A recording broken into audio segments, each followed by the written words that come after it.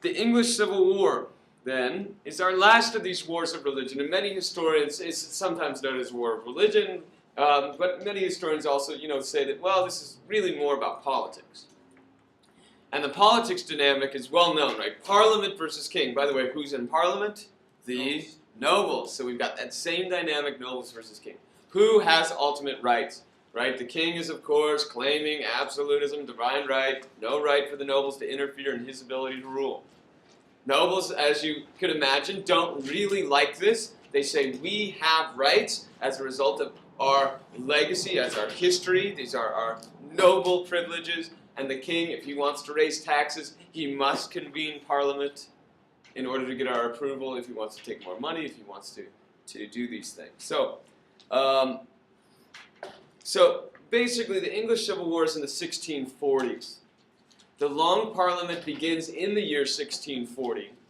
That's where the king, Charles I, in order to fight against the Scottish rebellion, there's a rebellion in Scotland because he kind of stupidly creates a Church of Scotland. Scotland is full of Presbyterians or Calvinists. Presbyterian is the name for Calvinists in Scotland. And Charles I is a sort of very traditionalist Anglican. Many people, very conservative Anglican. Many people wonder if he's kind of leaning towards Catholicism because he likes sort of the ritual of the traditional Anglican Church.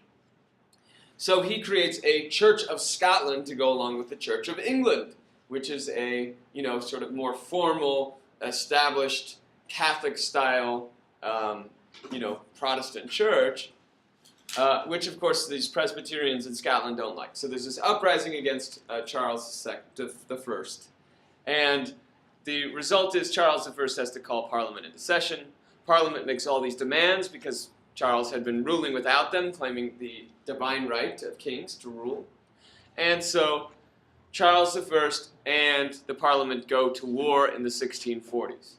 Now, there's two wars, on and off, the 1640s, then, they truce, and then the Second War. And Parliament basically authorizes the creation of its own army and puts that army under the control of Oliver Cromwell. And we've got this conflict, right? The parliamentarians fighting in that army are known as the Roundheads because they shave their heads really close.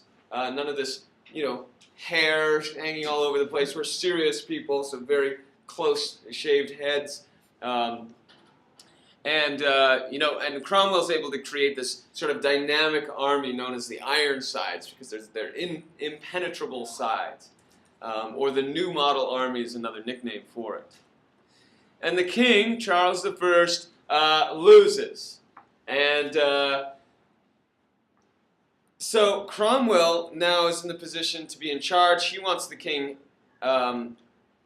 executed. And so when some people in Parliament don't want that to happen, Cromwell purges Parliament, an incident known as Pride's Purge.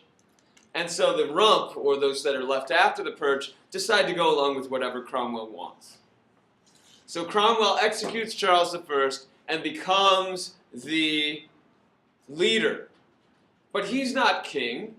England is now what he calls a commonwealth, or it's a republic, without a king. But he will be Lord Protector. Okay, and so his title is Lord Protector, and he's protecting the English Commonwealth. Now, this is not just about politics, even though I just discussed that at length. It's also about religion. Cromwell is a Puritan. Many nobles are Puritans because they are resisting the king's insistence that everyone follow his religion. Right? I mean, the king, after all, is the leader of the Anglican Church, the Church of England. And so many nobles resist that and join these breakaway Reformed churches, or these Puritan churches. And so, early in this conflict, Parliament votes to disband the Church of England. So some historians call this the Puritan Revolution, right? And it's not just about a political change and a new political order, it's a cultural change as well. The old religion is thrown out, and we've got a new Puritan state, which is implementing all sorts of Puritan laws, which we noted, right? No gambling and public drunkenness, and even the Globe Theater is closed, right? And these other other not very serious and Calvinist activities are shut down. Now, technically, that's the end of the English Civil War, right? Cromwell more or less wins, but he is not able to garner a lot of support, right? The Puritan reforms are not very popular, and he doesn't have legitimacy as leader because he's not a king. He just took over. He's a dictator. And there's also all sorts of other far-left reformers that are demanding more reforms, and so there's a sense that there needs to be a restoration in England. And so when Cromwell dies, his son tries to take over, to no success. And so in 1660, then, we have the restoration. This is the restoration of the king, Charles II, the restoration of the Church of England, or the Anglican Church, and finally, the restoration of Parliament, which had been controlled by Cromwell and purged. And so now there will be new parliamentary elections in Parliament, and the powers of the nobles will be restored.